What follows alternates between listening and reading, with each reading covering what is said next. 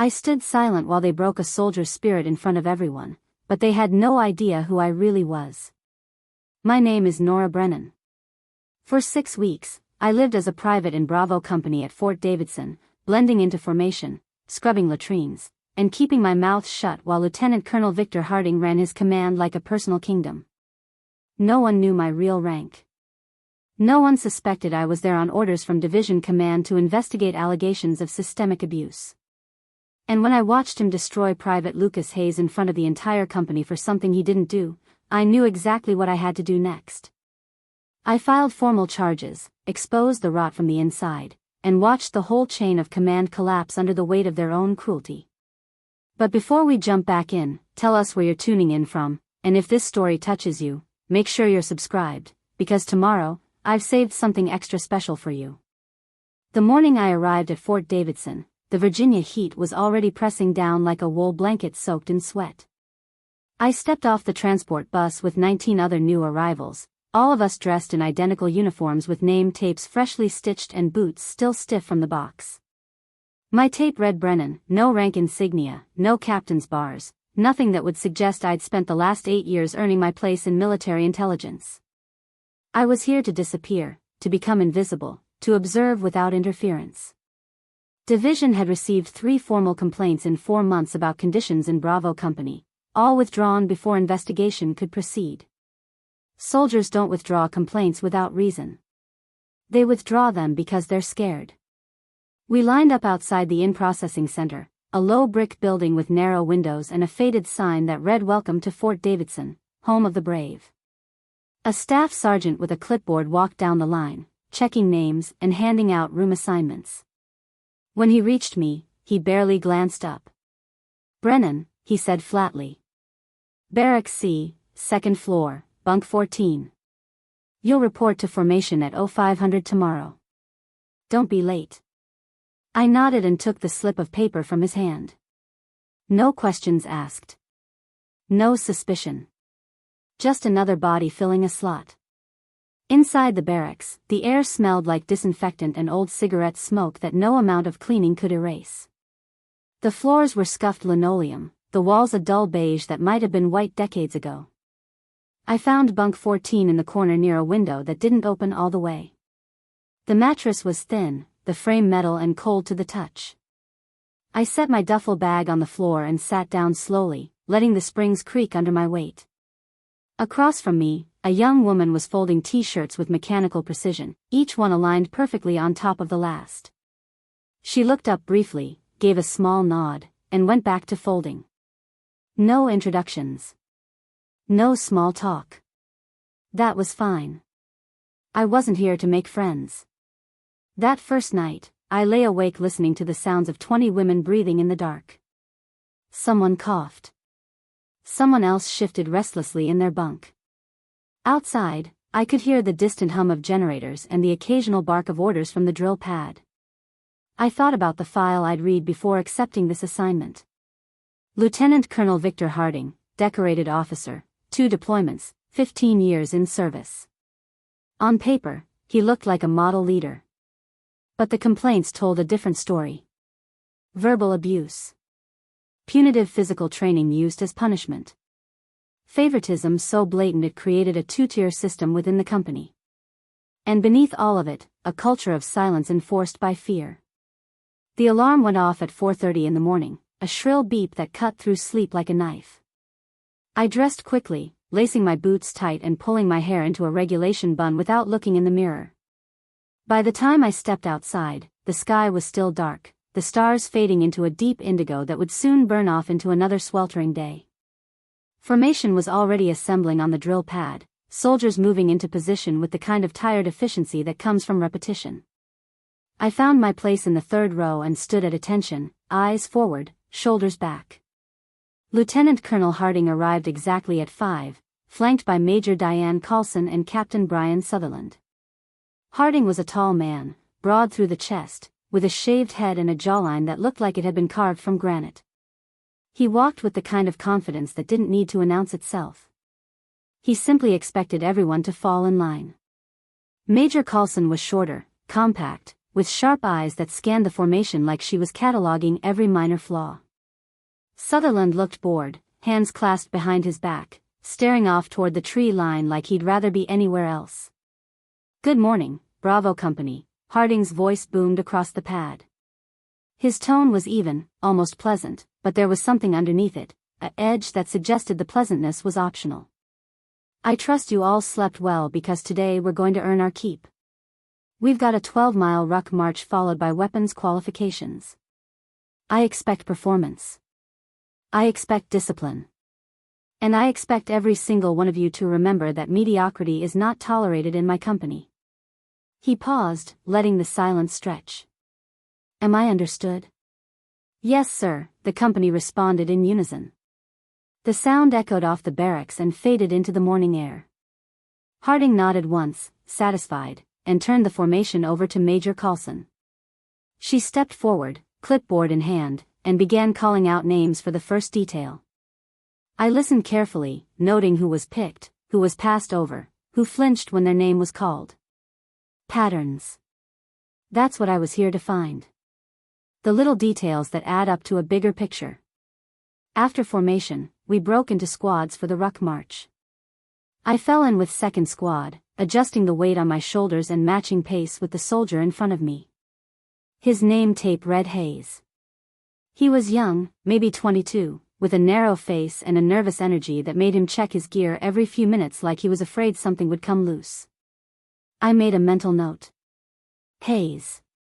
He seemed like the kind of soldier who worked hard but never quite felt secure. The march was brutal. 12 miles in full gear under a sun that climbed higher with every passing hour. By mile 6, my legs were burning and sweat was soaking through every layer of fabric.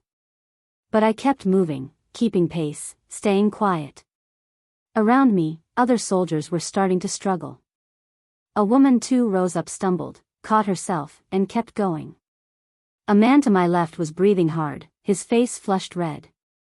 No one stopped. No one asked for water. We just kept marching because that's what you do. When we finally returned to base, Harding was waiting at the finish line with his arms crossed and a stopwatch in his hand. "Some of you made time," he said, scanning the group. "Most of you didn't. Those who didn't will be running extra PT tonight at 1800 hours. I suggest you hydrate." He turned and walked away without waiting for a response. Major Coulson posted the list 20 minutes later. 15 names. Hayes was on it. So was I. That evening, I reported to the PT field with the others. The sun was lower now, but the heat hadn't broken. Harding stood at the front with Sutherland beside him, both of them looking fresh and unbothered. "All right, listen up," Harding began. "You're here because you failed to meet standard today. That tells me you're not taking this seriously. So we're going to correct that. 8-count bodybuilders. 50 reps, begin." We dropped into position and started the exercise. 1, 2, 3, 4. The count went on, muscles screaming, breath coming in ragged gasps. Somewhere around rep 30, Hayes faltered. His arms gave out and he collapsed onto the dirt. "Get up," Harding barked. Hayes pushed himself up, shaking, and tried to continue. He made it through 2 more reps before collapsing again. Harding walked over slowly, deliberately. He stopped a few feet away and stared down at Hayes like he was examining something unpleasant stuck to his boot. "You think this is hard, Private? You think this is difficult?" Hayes didn't answer. He was still on the ground, chest heaving. "Answer me, Private." "No, sir," Hayes gasped. "It's not difficult, sir." "Then why are you on the ground?" "I just need a second, sir." "You just need to be stronger," Harding said coldly. "You need to be better. Because right now, you're dead weight. And dead weight gets people killed." He turned to address the rest of us. "Everyone, on your feet. I want you to take a good look at Private Hayes here. This is what failure looks like. This is what happens when you don't have what it takes." He let the words hang in the air. Now drop and give me 50 push-ups. All of you. Because Hayes couldn't finish his reps, the group groaned but complied. We dropped down and started pushing. I kept my eyes on the ground, counting silently, but I could see Hayes out of the corner of my vision. He was still on his knees, head down, shoulders trembling. No one said anything. No one looked at him. We just kept going because that's what Harding wanted. Collective punishment. Public humiliation. A lesson designed to isolate and break. When we finally finished, Harding dismissed us without another word. The group scattered quickly, everyone eager to get away. I stood slowly, wiping the dirt from my hands, and watched Hayes pull himself to his feet. He walked away alone, head down, moving like someone who'd just been told they didn't belong. I wanted to say something. I wanted to tell him it wasn't his fault. But I couldn't. Not yet. Not while I was still undercover. That night, I sat on my bunk and pulled out a small notebook I kept hidden in my duffel bag. I wrote down everything I'd seen. Preparing and narrating this story took us a lot of time, so if you are enjoying it, subscribe to our channel, it means a lot to us. Now back to the story. The names on the extra PT list. The way Harding singled out Hayes. The silence from the other officers. The collective punishment. Every detail mattered. Every pattern added another piece to the puzzle. I was building a case, line by line, incident by incident. And I knew it was only going to get worse before it got better. The days that followed blurred together into a rhythm of exhaustion and observation. Wake at 4:30. Formation at 5. Training runs, weapons drills, tactical exercises that pushed us to the edge and then past it. Harding was everywhere, watching, critiquing, finding fault in the smallest mistakes. And Hayes seemed to bear the brunt of it. If a formation was uneven, it was Hayes who got called out. If equipment wasn't stowed properly, it was Hayes who got inspected. If anything went wrong, Harding's eyes found him first. I started paying closer attention to the others in the company. Most kept their heads down, did their work, and stayed out of the line of fire. A few, like Sergeant First Class Malik Jordan, seemed quietly troubled by what they were seeing but said nothing. Jordan was older, mid-30s, with a calm demeanor and the kind of steady competence that came from years of experience. I'd seen him pull Hayes aside once after a particularly harsh dressing down from Harding, offering quiet words I couldn't hear. It was a small act of kindness in a place where kindness was rare. Then there was Captain Brian Sutherland. He was Harding's right hand, always present but never participating in the cruelty. He simply stood by, nodding along, reinforcing through his silence that this was acceptable. That this was normal.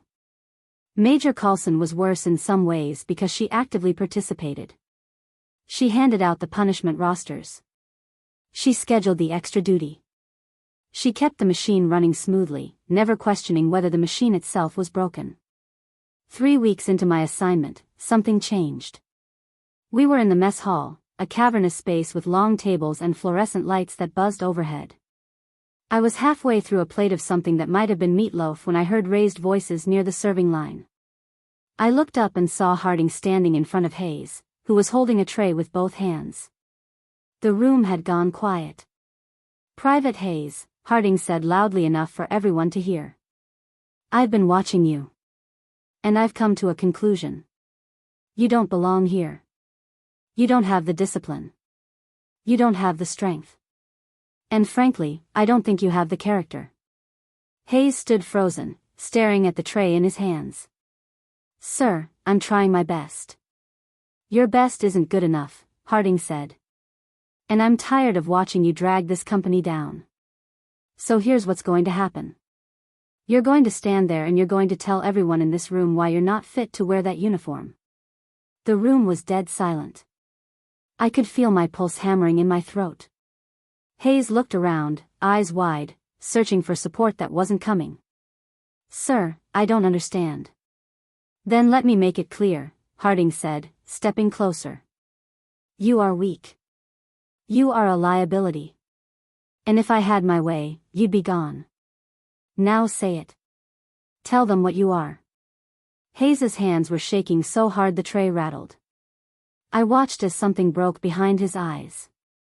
I'm sorry, sir, he whispered. Louder.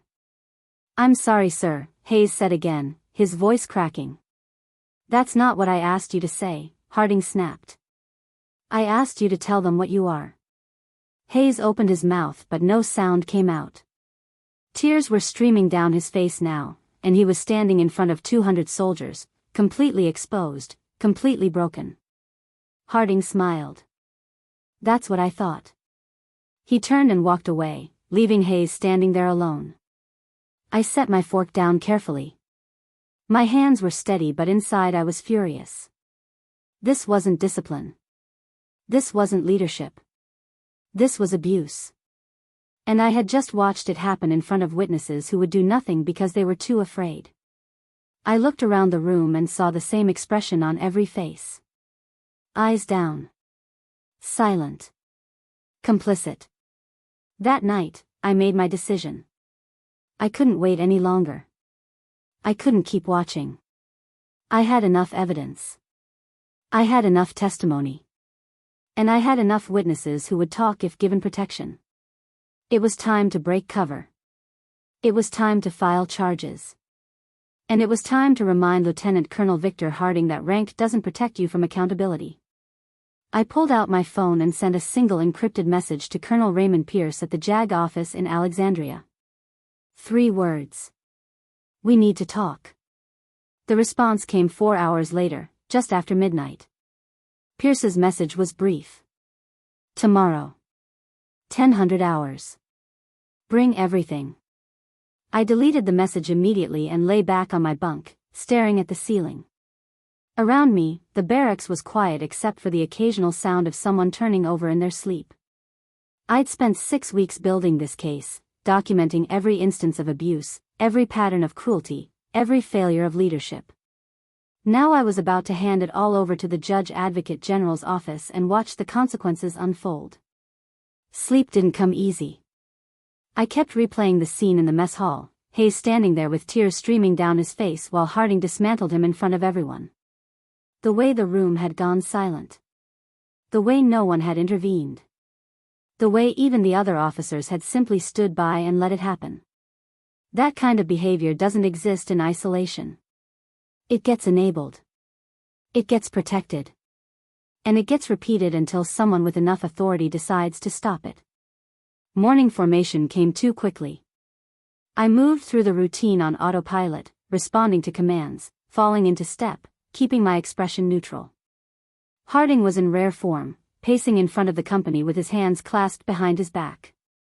He announced a surprise barracks inspection scheduled for 1400 hours, his voice carrying that edge of anticipation that suggested he was looking forward to finding violations.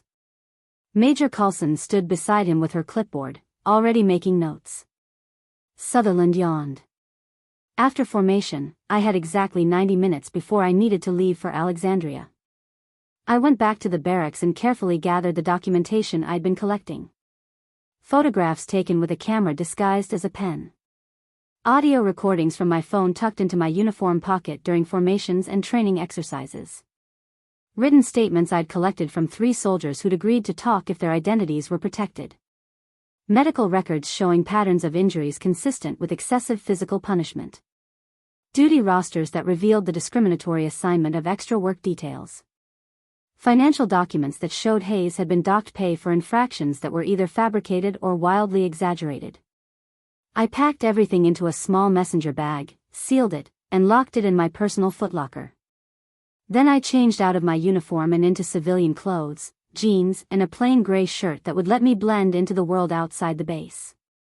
I pulled my hair down from its bun and checked my reflection in the small mirror hanging on the wall. For the first time in 6 weeks, I looked like myself again. Captain Nora Brennan, military intelligence officer, about to blow the lid off one of the most toxic commands in the Eastern Division. Getting off base without raising suspicion required timing and a bit of misdirection. I signed out on a weekend pass I'd requested 2 weeks earlier, telling the duty officer I was visiting family in Richmond. He barely looked up from his computer screen, just stamped the form and waved me through. I drove my personal vehicle, a nondescript sedan I'd kept parked in the visitor lot since my arrival, and headed north on Route 95 toward Alexandria. The drive took just under 2 hours. I spent most of it running through everything I'd documented, making sure I hadn't missed anything critical. The audio recording from the PT session where Harding had publicly berated Hayes. The photograph of the extra-duty roster showing Hayes assigned to overnight watch for 12 consecutive nights. The testimony from Sergeant Jordan describing how he'd found Hayes sitting alone behind the barracks one night, hands shaking, talking about how he didn't think he could do this anymore. The pattern was clear. This wasn't tough leadership. This was systematic destruction of a soldier's mental and emotional well-being. Colonel Raymond Pierce's office was located in a 3-story building just off Duke Street, a quiet area with tree-lined sidewalks and coffee shops that catered to the legal professionals who worked in the surrounding government offices. I parked in the visitor lot and made my way inside, passing through security with my military ID. The receptionist directed me to the 3rd floor, and I took the stairs, needing the movement to burn off the nervous energy building in my chest. Pierce was waiting in his office, a corner room with tall windows that overlooked a small courtyard. He was older than I'd expected, probably mid-50s, with gray hair cropped close and the kind of weathered face that came from decades of dealing with the ugliest parts of military justice. He stood when I entered and extended his hand. "Captain Brennan. Please, sit down." I shook his hand and took the chair across from his desk. "Thank you for meeting with me on short notice, Colonel." He waved off the formality and sat back down. "Your message suggested urgency. I'm assuming this is about your assignment at Fort Davidson." I nodded and pulled the messenger bag onto my lap. "It is. I've spent the last 6 weeks embedded in Bravo Company under the command of Lieutenant Colonel Victor Harding. What I've witnessed goes beyond poor leadership. It's abuse. It's discrimination. And it's creating an environment where soldiers are being psychologically and physically harmed." Pierce leaned forward, his expression serious. "Walk me through it." I opened the bag and began laying out the evidence on his desk. Photographs first, then printed transcripts of the audio recordings, then the written statements. I explained each piece methodically, connecting the dots, showing how individual incidents formed a larger pattern. Harding's behavior wasn't random. It was targeted. He identified soldiers he perceived as weak and systematically broke them down through public humiliation, excessive punishment, and isolation from their peers. Hayes was just the most recent target, but there had been others before him. Pierce listened without interrupting, occasionally making notes on a legal pad. When I finished, he sat back and steeped his fingers under his chin. "This is damning, Captain. You've built a solid case. But I need to be clear about what happens next. Once we move forward with formal charges, this becomes public record. There will be an investigation. There will be hearings. And Lieutenant Colonel Harding will have the opportunity to defend himself." "I understand," I said. "But these soldiers deserve protection. They deserve accountability. And they deserve to know that the system works." Pierce nodded slowly. "All right. I'll initiate proceedings immediately. We'll start with a formal complaint under Article 32 of the Uniform Code of Military Justice. That will trigger an investigation by the Criminal Investigation Command. I'll also request an immediate suspension of Harding's command pending the outcome." He looked at me directly. "You understand that once your identity is revealed, your undercover assignment ends. You'll be called to testify." "I'm prepared for that," I said. "I've been prepared since the day I arrived." He picked up one of the photographs, the one showing Hayes standing alone during the mess hall incident. "This soldier, Private Hayes. How is he holding up?" "Not well," I admitted. "He's isolated. He's been assigned every undesirable duty on the roster. And from what I've observed, he's struggling mentally. I'm concerned about his welfare." Pierce made another note. "We'll arrange for immediate counseling and support services. He'll be reassigned to another unit pending the investigation. No one should have to endure this." I felt something loosen in my chest, a tension I'd been carrying for weeks. "Thank you, Colonel." "Don't thank me yet," he said. "This is going to get messy. Harding has friends. He has a record. And he's going to fight this with everything he has. You need to be ready for that." "I'm ready," I said. And I meant it. The next 72 hours moved faster than I anticipated. Pierce worked quickly, filing the formal complaint and requesting the investigation. By Monday morning, 2 agents from the Criminal Investigation Command arrived at Fort Davidson unannounced. I wasn't there to see it, having been quietly reassigned to temporary duty at division headquarters, but I heard about it through back channels. Harding had been in his office when the agents arrived. He'd been cooperative, they said, but visibly shaken. Major Coulson had been present during the initial interview, and according to sources, she'd gone pale when they started asking about specific incidents. Hayes was pulled from duty that same day and relocated to a transitional barracks on the other side of the base. A military psychologist met with him for an initial evaluation, and arrangements were made for ongoing support. I wanted to reach out to him, to explain what was happening and why, but Pierce advised against it. "Let the process unfold," he'd said. "Your testimony will come soon enough." The investigation moved forward with bureaucratic efficiency. Agents interviewed soldiers from Bravo Company, some willingly, others reluctantly. They reviewed training records, duty rosters, medical files, and incident reports. They analyzed the audio recordings I'd provided, matching voices to names, confirming that what I'd captured was genuine. They examined the photographs and cross-referenced them with official documentation. Slowly, methodically, they built a case that went beyond my testimony alone. 2 weeks after I'd met with Pierce, I received orders to report to Fort Meade in Maryland for a preliminary hearing under Article 32. The hearing would determine whether there was sufficient evidence to proceed to a court-martial. I drove up early in the morning, dressed in my service uniform with captain's bars visible for the first time since I'd started this assignment. It felt strange to wear my rank openly again, to walk through a base where people saluted me instead of ignoring me. The hearing was held in a formal courtroom inside the JAG building, a sterile space with wood paneling and fluorescent lighting that made everything feel both official and impersonal. Pierce was there, along with 2 other JAG officers who would be presenting the case.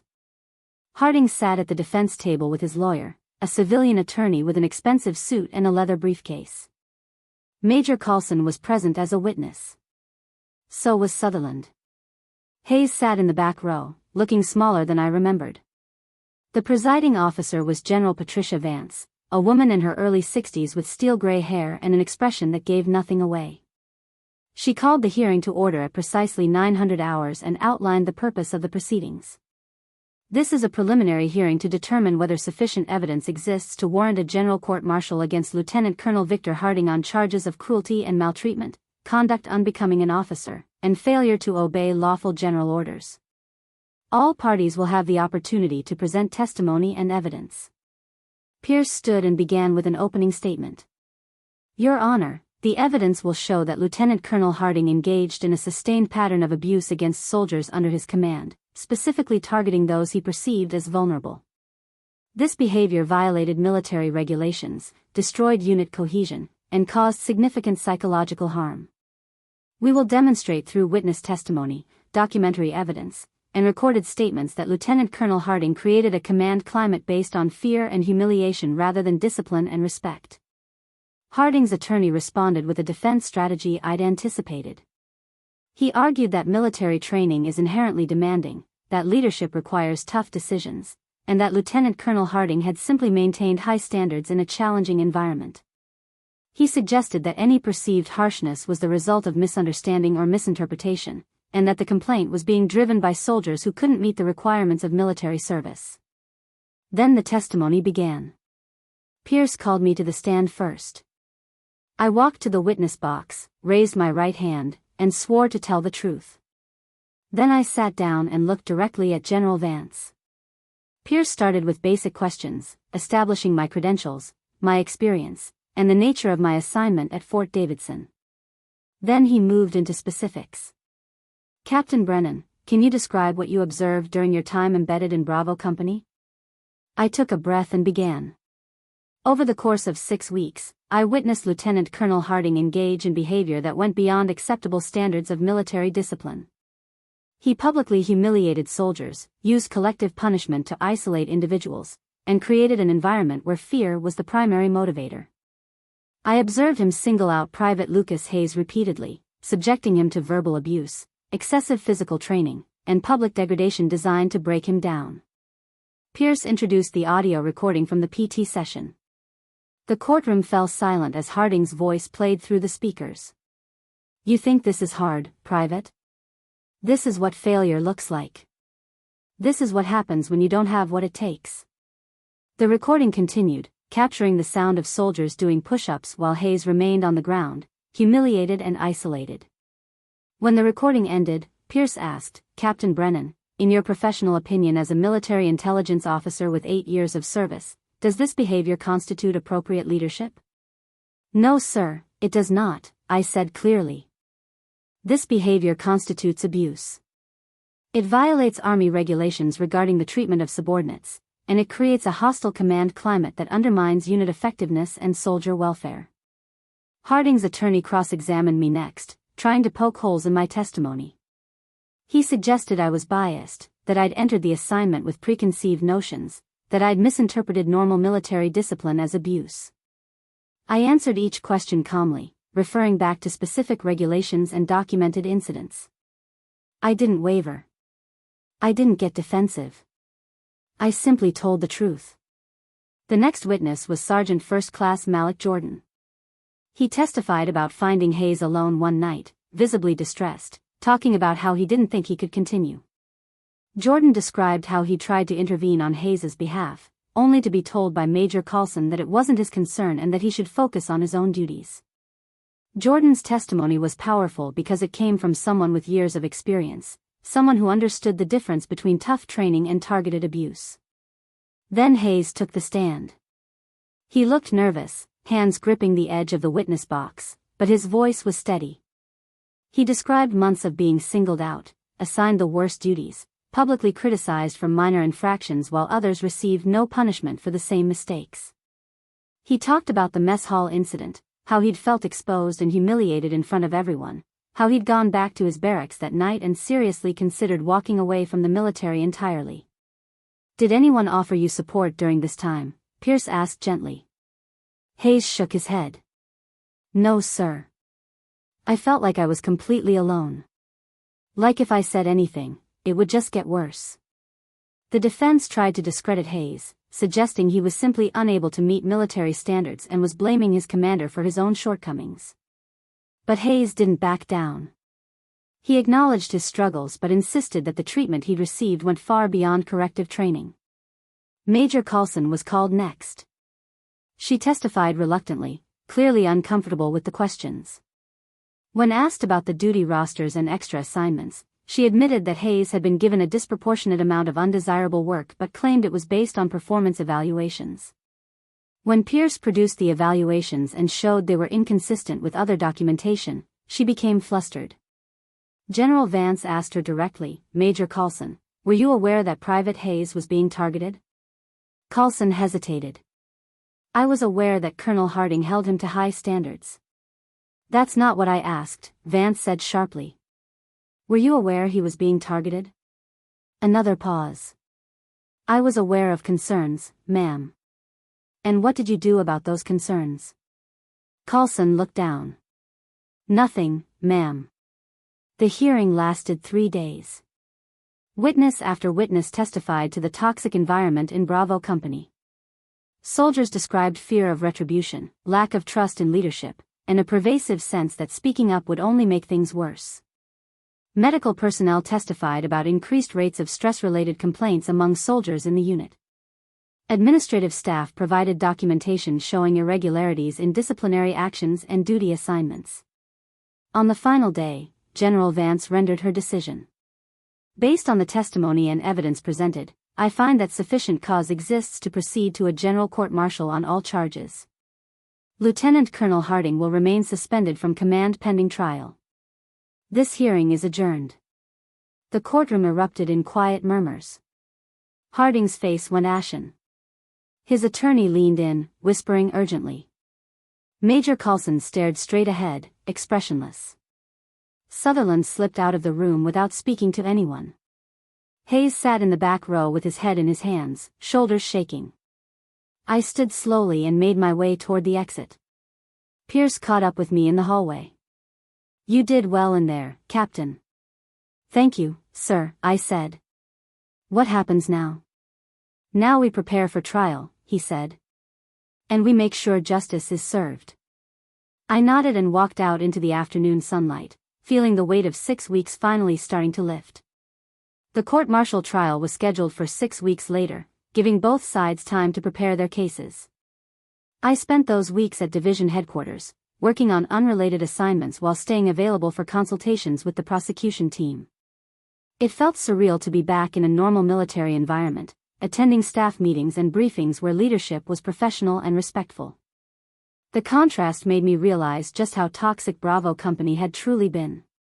Pierce called me into his office 3 weeks before the trial. "We need to discuss strategy," he said, gesturing to a chair. "Harding's defense team is building their case around the argument that military training requires toughness and that what you witnessed was simply rigorous standards being enforced. They're going to paint him as a dedicated officer who demanded excellence." I sat down and crossed my arms. "How do we counter that?" "By showing the difference between demanding excellence and destroying people," Pierce said. "We have the evidence. We have the testimony.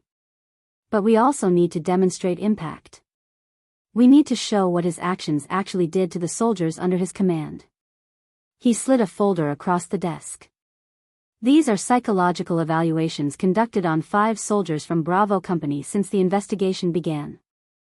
All 5 show symptoms consistent with prolonged exposure to hostile work environments.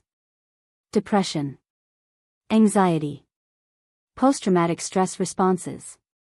I opened the folder and scanned the reports. Hayes's evaluation was on top. The clinical language was stark. Patient exhibits hypervigilance, difficulty sleeping, intrusive thoughts related to experiences of public humiliation and ongoing criticism. Patient reports feelings of worthlessness and questions his ability to continue military service. I closed the folder carefully. "This is damning." "It is," Pierce agreed. "But we need to be prepared for the defense to argue that these soldiers were already predisposed to these conditions, that Harding's leadership didn't cause them. That's why your testimony is critical. You were there. You saw the progression. You can speak to causation in a way that clinical reports cannot." I nodded slowly. "I'm ready." The days leading up to the trial felt like standing at the edge of something irreversible. I knew that once I took the stand in a general court-martial, there would be no walking back my testimony. My career would forever be defined by this case. Some would see me as someone who stood up for what was right. Others would see me as someone who broke the unwritten code of loyalty to fellow officers.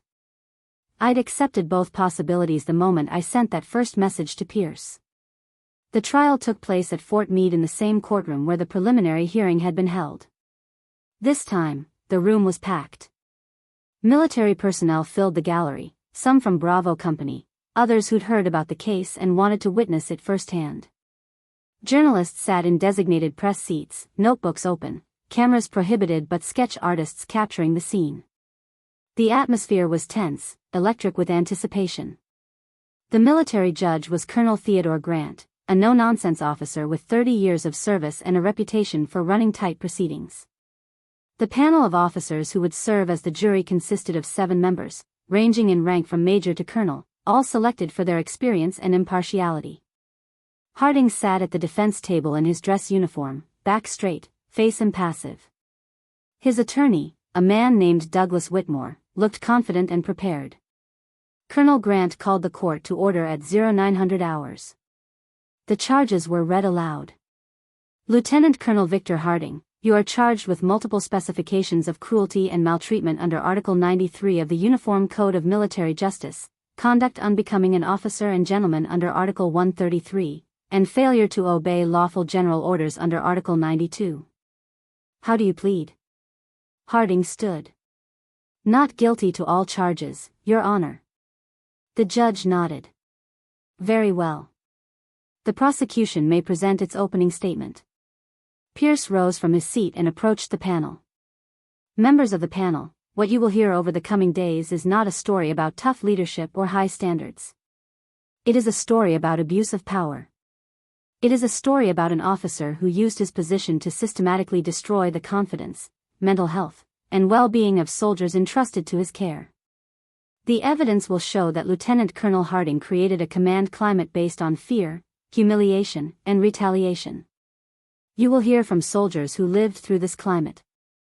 You will hear from medical professionals who treated the psychological wounds it caused. And you will hear from Captain Nora Brennan, an experienced officer who witnessed these actions firsthand while embedded in the unit under orders from Division Command. By the end of this trial, the evidence will leave no doubt that Lieutenant Colonel Harding violated his oath as an officer and betrayed the trust placed in him. Pierce returned to his seat. Whitmore stood for the defense opening. Members of the panel, what you are about to witness is an attempt to criminalize military discipline. Lieutenant Colonel Harding is a decorated officer with 15 years of distinguished service. He led soldiers in combat. He earned the respect of his peers and superiors. And yes, he demanded excellence from those under his command because lives depend on it. What the prosecution calls abuse, we call leadership. What they call humiliation, we call accountability. Military service is not easy. It is not meant to be comfortable. And officers like Lieutenant Colonel Harding understand that preparing soldiers for the realities of combat sometimes requires making hard decisions. We will show that every action he took was within the bounds of his authority and consistent with the standards of military training. The opening statement set the tone for what would be a contentious trial. Pierce began presenting the prosecution's case systematically, calling witnesses in an order designed to build a narrative. The first witness was a military psychologist who specialized in occupational stress and command climate assessment. She testified about the psychological impact of prolonged exposure to hostile leadership, explaining how public humiliation and targeted criticism could lead to depression, anxiety, and long-term mental health issues. Whitmore cross-examined aggressively, suggesting that correlation didn't equal causation and that soldiers experiencing these symptoms might have underlying predispositions unrelated to their command environment. The psychologist held her ground, citing studies and professional standards that supported her conclusions. The next witness was a senior enlisted advisor who had conducted anonymous surveys of soldiers in Bravo Company as part of a routine command climate assessment just before the investigation began. The results were damning. 73% of respondents reported low morale. 68% said they did not trust their leadership. 42% indicated they had considered leaving the military because of their current assignment. These numbers were significantly worse than comparable units across the division. Whitmore attempted to discredit the survey methodology, but the advisor was prepared with documentation showing the surveys were conducted using standard Army protocols and were consistent with established practices. The numbers stood. Then Pierce called Sergeant First Class Malik Jordan to the stand. Jordan had been granted immunity for his testimony, which allowed him to speak freely without fear of reprisal. He described the culture within Bravo Company in stark terms. It was like walking on eggshells every day, he said. You never knew when the colonel was going to explode over something minor. And if you were on his list, there was no escaping it. He would find a reason to single you out, to make an example of you, to remind everyone else what happened if you didn't measure up to his standards. Pierce asked him to describe specific incidents. Jordan recounted the time Harding had ordered an entire platoon to stand in formation for 3 hours in freezing rain because one soldier had failed to properly shine his boots. He described another incident where Harding had publicly questioned a female soldier's fitness for service because she had struggled during a timed run while recovering from a sprained ankle. He talked about the way Harding would use duty assignments as punishment, giving the worst shifts and most degrading tasks to those he wanted to punish. During cross-examination, Whitmore tried to frame Jordan as a disgruntled subordinate who resented strict leadership. Jordan responded calmly. I've served under tough leaders before, sir. I've served in combat. I know the difference between a leader who pushes you to be better and one who tears you down because he can. Colonel Harding was the latter. The fourth day of the trial was when I took the stand. I wore my service uniform with my rank clearly displayed, and I walked to the witness box feeling the weight of every eye in the courtroom. I placed my hand on the Bible and swore to tell the truth, then sat down and looked out at the panel of officers who would decide this case. Pierce began with establishing questions. Captain Brennan, can you state your current rank and position? I'm Captain Nora Brennan, currently assigned to Division Intelligence at Fort Lee, Virginia. And what was your assignment from March through May of this year? I was assigned to conduct an undercover assessment of command climate in Bravo Company, Fort Davidson, under the authority of the Division Commanding General. Can you explain the nature of that assignment? I was embedded in the unit as a private, with my true rank concealed, in order to observe and document conditions within the company. This type of assignment is used when there are credible allegations of systemic problems that cannot be adequately investigated through conventional means. Pierce walked me through my credentials, my training, my experience. Then he moved into the substance of my testimony. Captain Brennan, during your 6 weeks embedded in Bravo Company, what did you observe regarding Lieutenant Colonel Harding's leadership? I observed a pattern of behavior designed to humiliate and isolate soldiers he perceived as weak or inadequate. This included public verbal abuse, excessive physical punishment, discriminatory duty assignments, and the use of collective punishment to turn soldiers against each other. I observed him single out Private Lucas Hayes repeatedly, subjecting him to treatment that went far beyond corrective training. Pierce played the audio recording from the PT session. As Harding's voice filled the courtroom, I watched the panel members. A few frowned. One took notes. Another leaned forward slightly, listening intently. When the recording ended, Pierce asked, Captain Brennan, in your professional opinion, does this constitute appropriate military leadership? No, sir, it does not. This is abuse masquerading as discipline. It violates Army Regulation 600-20, which explicitly prohibits maltreatment of subordinates. It creates a hostile environment that undermines unit cohesion and individual performance. And it causes measurable psychological harm to those subjected to it. Pierce then asked me to describe the mess hall incident. I recounted it in detail, describing how Harding had confronted Hayes in front of the entire company, how he had demanded Hayes admit he was unfit to serve, how Hayes had stood there shaking and crying while everyone watched. I described the silence in the room, the way no one had intervened, the way Harding had walked away satisfied while Hayes remained standing there, completely broken. What was your reaction to witnessing this? Pierce asked. I knew at that moment that I had seen enough. That incident represented everything that was wrong with his command. It wasn't training. It wasn't discipline. It was cruelty for the sake of cruelty. Whitmore's cross-examination was aggressive and personal. He questioned my objectivity, suggesting I had gone into the assignment looking for problems and therefore found them.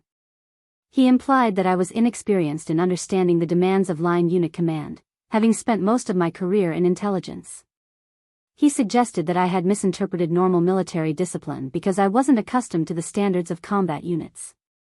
I responded to each attack calmly and methodically. Captain Whitmore, I have served in 3 combat deployments. I have worked with line units extensively. I understand military discipline. What I witnessed at Fort Davidson was not discipline. It was abuse. And no amount of reframing will change that fact. He pressed harder. Isn't it true, Captain, that Private Hayes had a documented history of performance issues before Lieutenant Colonel Harding assumed command? Private Hayes had areas where he needed improvement, like many soldiers. But the treatment he received under Colonel Harding's command far exceeded any reasonable response to those performance issues.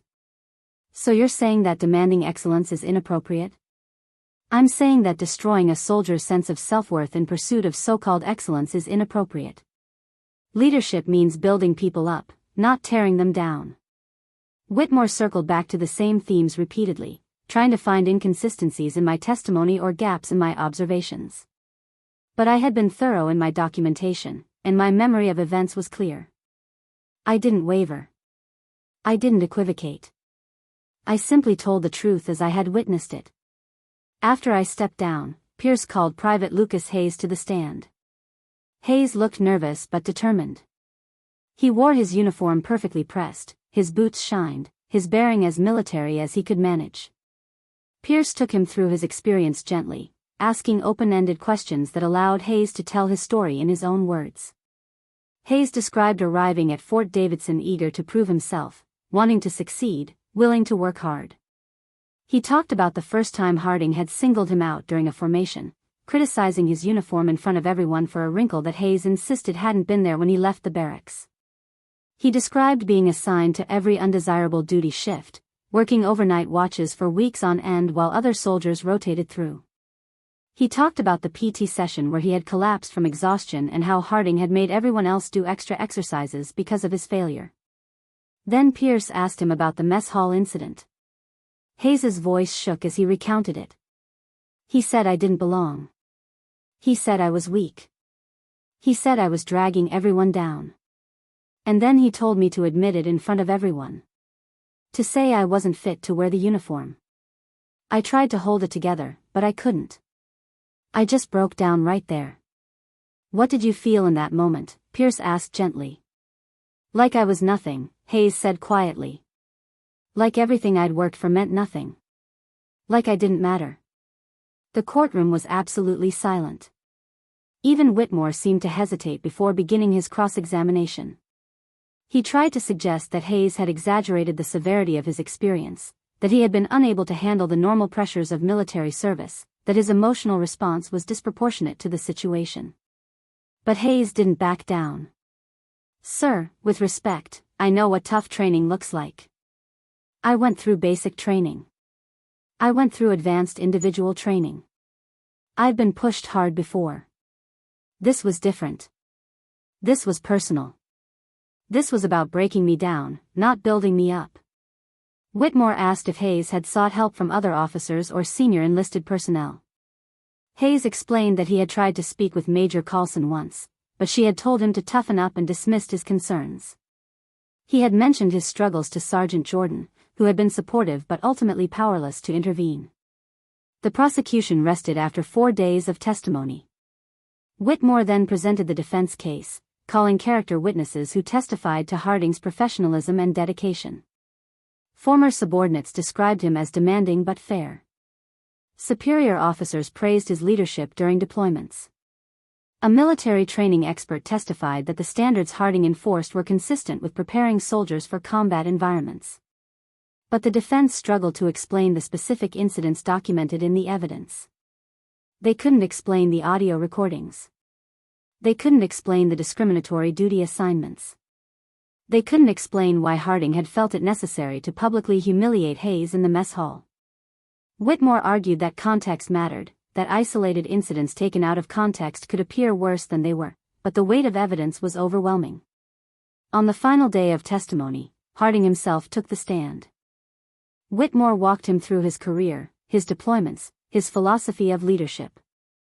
Harding spoke confidently about the importance of maintaining standards, about the responsibility he felt to prepare soldiers for the realities of combat, about the difficult decisions commanders must make. Then Pierce cross-examined him. Colonel Harding, do you recall the incident in the mess hall involving Private Hayes? I recall addressing Private Hayes regarding his performance, yes. Do you recall telling him he didn't belong in the military? I may have expressed concerns about his readiness, yes. Do you recall ordering him to tell the entire company that he was unfit to serve? Harding hesitated. I was attempting to motivate him to take his responsibilities more seriously. By humiliating him in front of 200 soldiers? By holding him accountable. Pierce played the audio recording from the mess hall. Harding's voice echoed through the courtroom, harsh and unmistakable. Tell them what you are. The silence that followed was deafening. When the recording ended, Pierce looked at Harding. Does that sound like accountability to you, Colonel? Harding's jaw tightened. I stand by my leadership decisions. Even when those decisions result in soldiers requiring psychological treatment. Even when those decisions destroy morale and unit cohesion. Even when those decisions violate Army regulations. I did what I believed was necessary. Pierce stared at him for a long moment. No further questions. Closing arguments took place the following day. Whitmore argued that the prosecution had failed to prove malicious intent, that Harding's actions, while perhaps harsh by some standards, were within the scope of his authority as a commander. He urged the panel to consider the challenges of military leadership and to not second-guess decisions made in the moment by an experienced officer. Pierce's closing was devastating. He systematically dismantled the defense's arguments, pointing to the evidence, the testimony, the documented harm. He reminded the panel that leadership was not about power or control but about trust and responsibility. He ended with a simple statement. Lieutenant Colonel Harding had a duty to lead his soldiers. Instead, he abused them. That is not leadership. That is betrayal. And it demands accountability. The panel deliberated for 7 hours. When they returned, the courtroom fell silent. Colonel Grant asked for the verdict. The panel president, a full colonel with nearly 25 years of service, stood and read from a sheet of paper. On the charge of cruelty and maltreatment, we find the accused guilty. On the charge of conduct unbecoming an officer, we find the accused guilty. On the charge of failure to obey lawful general orders, we find the accused guilty. Harding closed his eyes. His attorney placed a hand on his shoulder. In the gallery, I saw Hayes sitting with his head bowed, tears streaming down his face. Sergeant Jordan sat beside him, steady and supportive. Sentencing took place 2 days later. The panel recommended dismissal from service, forfeiture of all pay and allowances, and confinement for 18 months. Colonel Grant accepted the recommendation and pronounced sentence. Harding was led from the courtroom by military police, his career over, his legacy destroyed. I walked out into the sunlight feeling exhausted and relieved. Pierce caught up with me on the steps. "Justice was served today, Captain." "Yes, sir," I said. It was. But I knew the work wasn't finished. Justice in a courtroom was only the beginning. Real change would require systemic reform, better oversight, and a culture that prioritized the well-being of soldiers over the egos of commanders. That work would take years. But at least now, there was a foundation to build on. The weeks following the verdict felt like walking through fog. I returned to my duties at division headquarters, attending briefings and writing reports, but my mind was elsewhere. The trial had consumed months of my life, and now that it was over, I felt adrift. The Army moved on quickly, as it always did, but the soldiers who had lived through Bravo Company's toxic environment would carry those scars for years. I kept in touch with Pierce, who was handling the administrative fallout from the case. Major Coulson had been reassigned to a staff position with no leadership responsibilities, effectively ending her career advancement. Captain Sutherland had resigned his commission rather than face potential charges for failing to report the abuse. The Army Inspector General had launched a broader investigation into command climate issues across the division, using Bravo Company as a case study for what could go wrong when oversight failed. 3 weeks after the sentencing, I received an unexpected phone call. It was Sergeant First Class Malik Jordan. He asked if I had time to meet for coffee. I agreed immediately, curious about what he wanted to discuss. We met at a small cafe near Fort Lee, a quiet place with worn wooden tables and the smell of fresh-baked bread. Jordan arrived in civilian clothes, looking more relaxed than I'd ever seen him during my time at Fort Davidson. "Captain Brennan," he said, shaking my hand firmly. "Thank you for meeting with me." "Of course, Sergeant Jordan. How are you holding up?" He smiled slightly. "Better now. I've been reassigned to a training battalion at Fort Benning. It's a good unit, good leadership. Feels like a completely different army." "I'm glad to hear that. You deserved better than what you experienced in Bravo Company." He nodded and we sat down with our coffees. "I wanted to thank you," he said after a moment. "For what you did. For stepping forward. A lot of people wouldn't have. A lot of people would have seen what was happening and just kept quiet because it was easier." I shook my head. I couldn't keep quiet. Not after what I saw. "I know," he said. "But you need to understand what that meant to the soldiers who were there. You gave us hope that the system actually works, that someone with power would actually stand up for us. That's rare. And it matters more than you might realize." His words settled over me like a weight I hadn't known I was carrying. I'd spent so much time focused on the legal aspects of the case, on the evidence and testimony and procedural requirements, that I hadn't fully considered the emotional impact on the soldiers who had survived that environment. They needed to know they mattered. They needed to know their suffering hadn't been invisible. "How is Hayes doing?" I asked. I hadn't spoken to him since the trial ended, respecting his privacy as he processed everything that had happened. Jordan's expression grew serious. "He's struggling. He's been getting help, seeing a counselor regularly, but it's going to take time." What Harding did to him ran deep. It's not just about one incident or one bad commander. It's about having your sense of self-worth systematically destroyed by someone who was supposed to lead you. Is he still in the Army? For now. He's at a medical hold unit while they determine his fitness for continued service. Honestly, I don't think he'll stay. And I can't blame him. After what he went through, I'm not sure I'd want to stay either. That hit harder than I expected. Hayes had joined the military with genuine enthusiasm, wanting to serve, wanting to prove himself. And Harding had destroyed that. Even with justice served, even with Harding facing consequences, Hayes's military career was likely over. The damage had been done. "I'd like to reach out to him," I said. "If he's open to it. I want him to know that what happened wasn't his fault." Jordan nodded. "I'll pass that along. I think he'd appreciate hearing from you." We talked for another hour, discussing the broader implications of the case and the changes that needed to happen to prevent similar situations in the future. Jordan had thoughts about leadership training, about how the Army selected and promoted officers, about the need for better mechanisms to report abuse without fear of retaliation. His insights were thoughtful and practical, born from years of experience watching good leaders and bad ones. When we finally parted ways, he shook my hand again.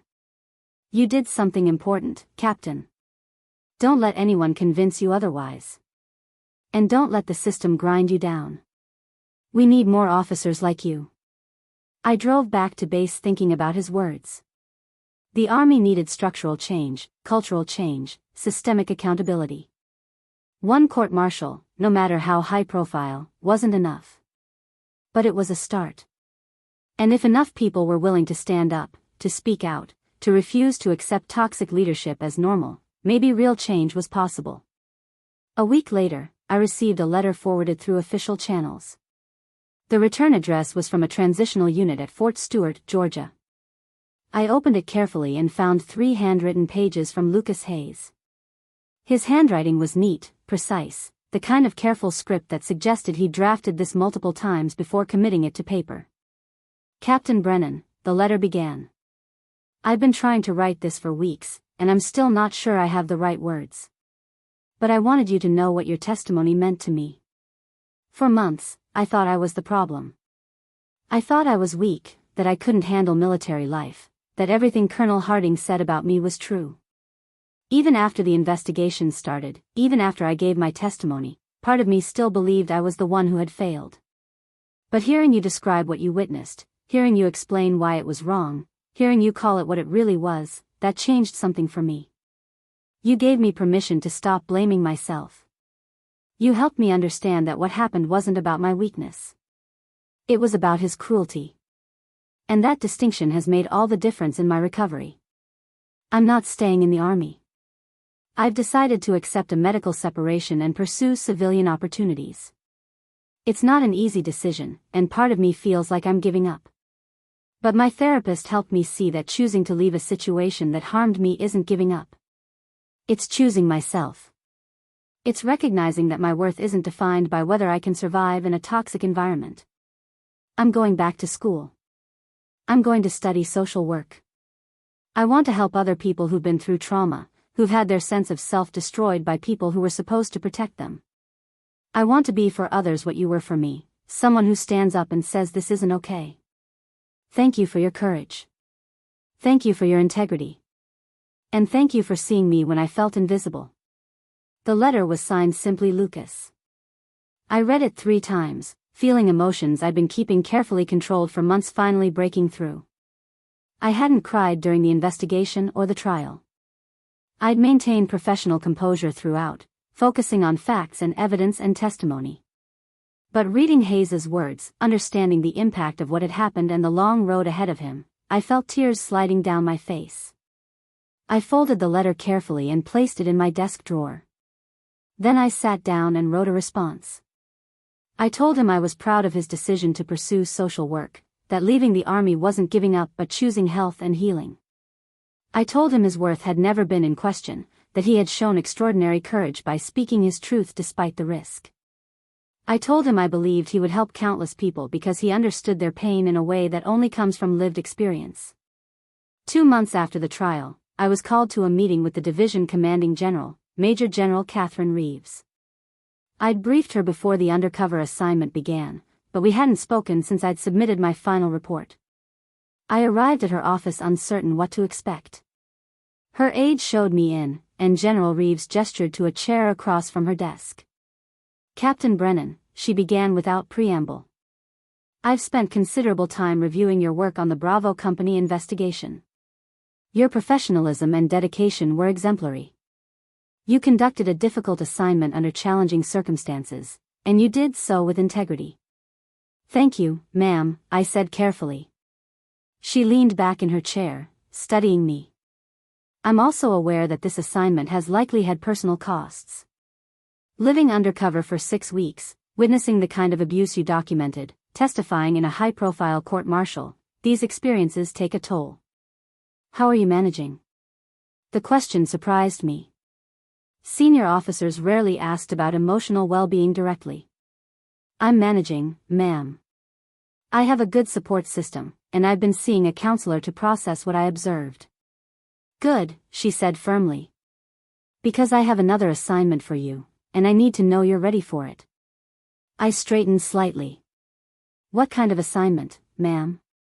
General Reeves pulled a folder from her desk and slid it toward me. "The Army is establishing a new oversight program focused on command climate and leader accountability.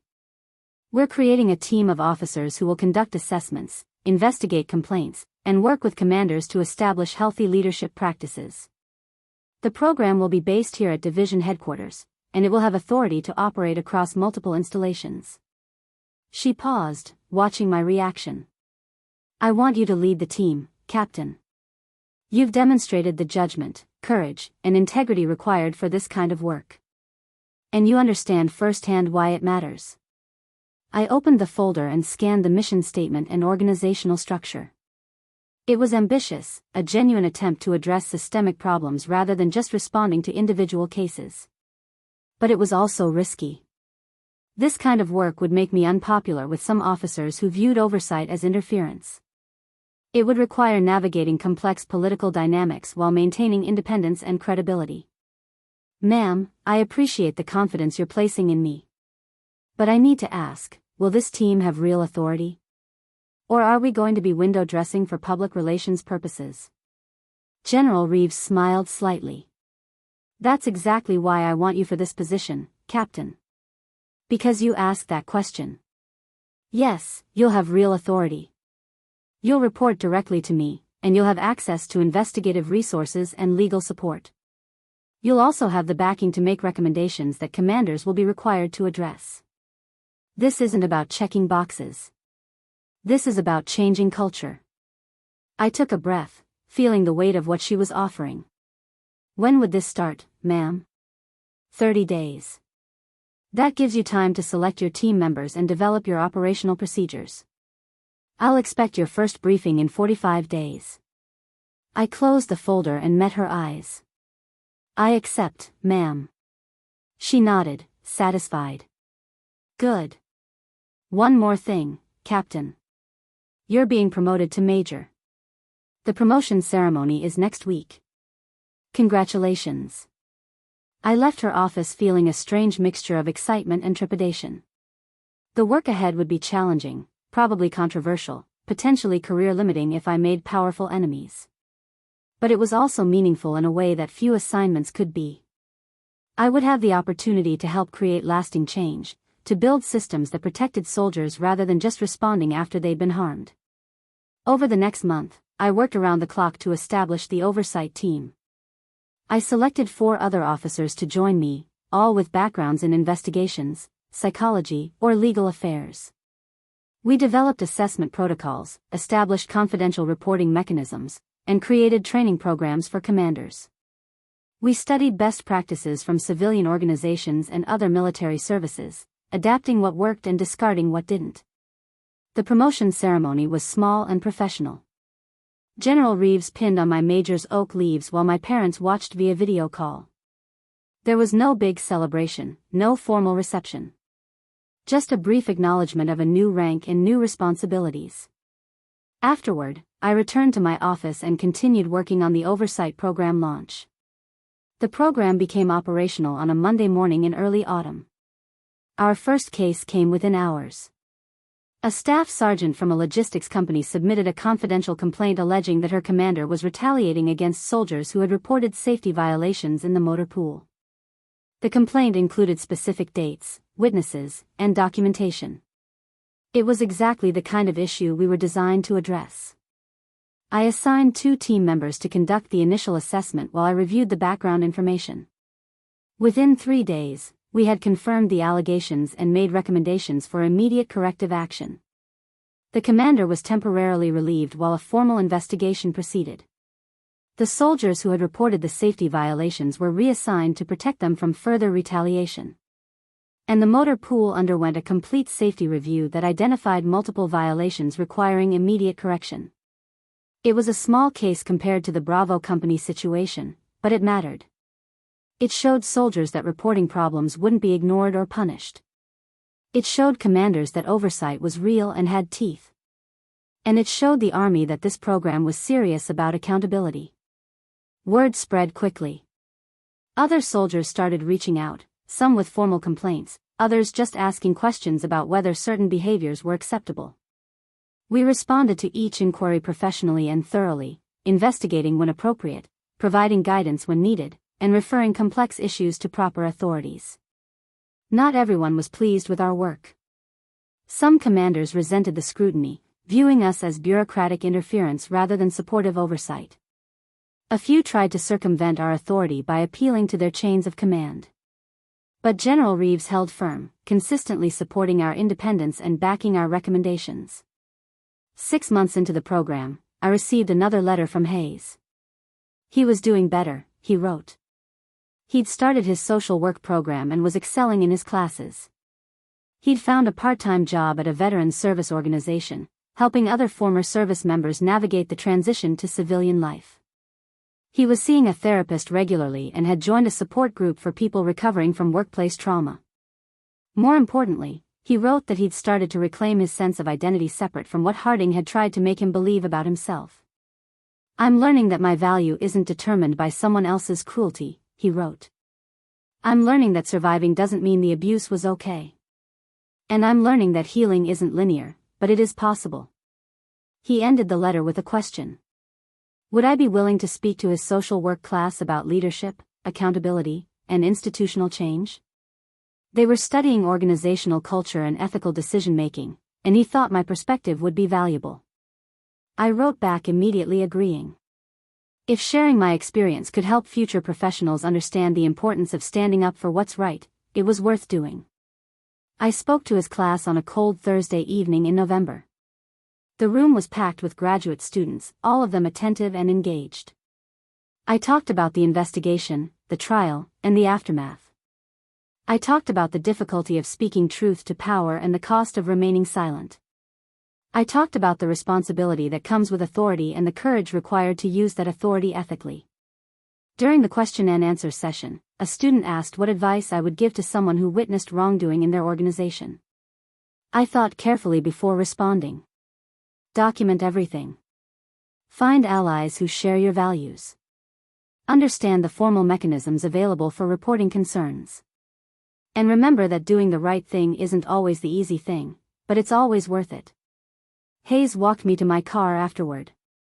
"Thank you for coming," he said. "Your words meant a lot to my classmates. But they meant even more to me. Seeing you here, knowing that you're still fighting to make things better, it reminds me why I'm doing this work too. You're going to be an excellent social worker," I told him. You have the empathy, the insight, and the determination. The people you help will be lucky to have you." He smiled, the first genuine smile I'd seen from him. "I hope so. I want to be someone who makes a difference. Like you did for me." Driving back to base that night, I thought about how far we'd all come. Hayes was rebuilding his life and finding purpose in helping others. Jordan was thriving in a healthy command environment. The oversight program was making measurable improvements in unit climate across the division.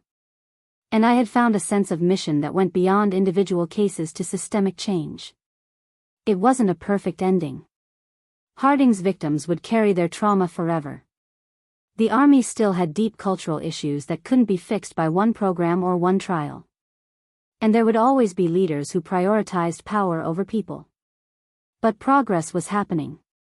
Slowly, incrementally, imperfectly, but genuinely. The following week, I received official notification that our oversight program was being expanded to other divisions based on the success of our pilot initiative.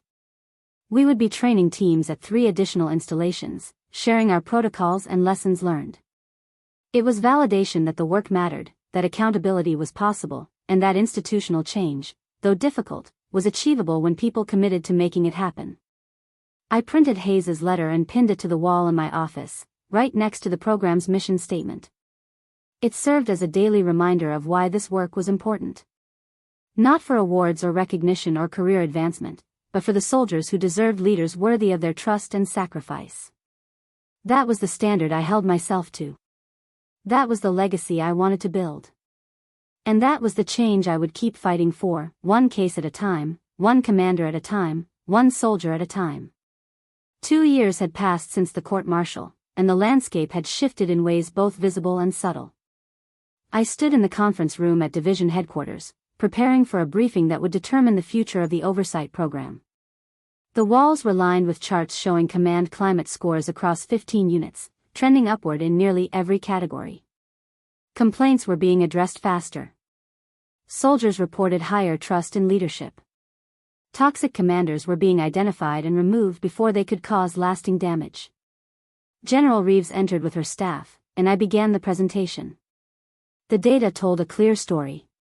Units with regular oversight assessments showed measurably better morale, lower attrition rates, and improved performance metrics. The program had expanded to 7 installations, with plans for Army-wide implementation pending approval from senior leadership at the Pentagon. We had trained 42 officers in oversight protocols, investigated 117 complaints, and recommended corrective action in 73 cases. But the numbers only told part of the story. The real measure of success was in the individual lives changed, the soldiers who stayed in the Army because they believed the system would protect them, the young leaders who learned what ethical command looked like before they developed bad habits. Those victories didn't appear on spreadsheets, but they mattered more than any statistic. After the briefing, General Reeves pulled me aside. "The Army is watching this program closely, Major Brennan. There's genuine interest at the highest levels. Your work here has created a model that could reshape how we approach leadership accountability across the entire service. That's encouraging to hear, ma'am. But sustainable change requires more than just one program. It requires cultural transformation at every level." "Agreed," she said. "Which is why I'm recommending you for the Command and General Staff College next year. You need to continue developing as a leader, and the Army needs officers like you in positions where you can influence policy at the institutional level." I nodded slowly, understanding what she was really saying. This work had always been bigger than one person or one program. If real change was going to happen, it needed advocates throughout the system, people who understood why accountability mattered and were willing to fight for it even when it was uncomfortable or unpopular. That evening, I received an email from Hayes. He'd graduated with his master's degree in social work and had accepted a position at a nonprofit organization that provided mental health services to veterans. His message was brief but warm. "I wanted you to be one of the first to know. I'm officially a licensed clinical social worker now. I start my new job next month. None of this would have been possible without you showing me that speaking up matters and that healing is possible. Thank you for everything." I replied with congratulations and genuine pride. He had taken the worst experience of his life and transformed it into purpose. He would help countless veterans navigate their own trauma, offering them the understanding and support he'd needed during his darkest moments. That kind of resilience was remarkable, and it reminded me why the work of holding leaders accountable was so critical. When people in power abuse their authority, the damage ripples outward for years. But when someone stands up and says this stops here, healing becomes possible. The following month, I attended a ceremony at Fort Benning where Sergeant First Class Jordan was being promoted to Master Sergeant. He'd become a senior instructor at the NCO Academy, teaching the next generation of enlisted leaders about the difference between discipline and abuse, between demanding excellence and destroying confidence. After the ceremony, we talked over coffee in the same tired cafe where we'd first met 2 years earlier. "You know what's strange," he said, stirring sugar into his cup. "I spent years thinking that toxic leadership was just part of the deal, that if you wanted to succeed in the army you had to either become like them or learn to survive around them. It never occurred to me that the system could actually change." "Do you think it's really changing?" I asked, "or are we just making incremental improvements around the edges?" He considered the question carefully. "Both, probably. The big cultural shift takes generations. But the incremental improvements save individual soldiers right now. And those soldiers matter. Each one of them matters." He was right. Systemic change was slow and frustrating, requiring patience and persistence and the willingness to fight the same battles repeatedly. But every complaint investigated fairly, every toxic leader removed, every soldier who felt heard and protected, those were real victories that changed real lives. I thought about the young captain I'd been before the Fort Davidson assignment, idealistic but unaware of how deeply dysfunction could be embedded in military culture. I thought about standing in formation as a private, watching Hayes get torn apart, feeling the weight of witnessing cruelty and knowing I had the power to stop it. I thought about the courtroom, the testimony, the moment the verdict was read. And I thought about where we were now, imperfect but better, flawed but moving forward. The work wasn't finished. It would never be finished. There would always be leaders who abused their authority, systems that failed to protect the vulnerable, moments when doing the right thing required courage most people didn't have. But there would also be people willing to stand up, to speak truth, to demand better. And as long as those people existed, change was possible. I received one final letter that spring, forwarded through multiple channels before finding me. It was from a soldier I'd never met, stationed at an installation where our oversight program had recently been implemented. She wrote about a commander who had been targeting her with excessive duty assignments and public criticism. She'd filed a complaint through the confidential system we'd established, and the oversight team had investigated within 48 hours. The commander had been counseled, the behavior stopped, and she'd been able to continue her service without fear of retaliation. "Your program gave me a voice when I thought no one would listen," she wrote. "Thank you for creating something that protects soldiers like me." I kept that letter with all the others, a growing collection of reminders that this work mattered. Justice wasn't always dramatic or headline-worthy. Sometimes it was quiet and procedural and bureaucratic. But it was always necessary, always worth fighting for, always the difference between a system that protected people and one that abandoned them. Standing at my office window that evening, watching the sun set over the base, I thought about Private Lucas Hayes standing in that mess hall 2 years ago, broken and alone. I thought about the decision I'd made in that moment to stop being a silent witness and become someone who acted. And I thought about all the soldiers who would never know how close they came to being in Hayes's position, protected by systems that existed because someone had refused to accept that cruelty was just the cost of discipline. The path forward wasn't easy. It never would be. But it was right. And that was enough. Up next, you've got 2 more standout stories right on your screen. If this one hit the mark, you won't want to pass these up. Just click and check them out.